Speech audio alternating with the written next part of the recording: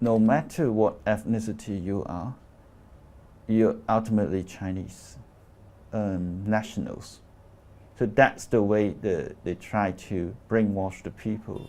You need to obey to the Communist Party, the Chinese nation.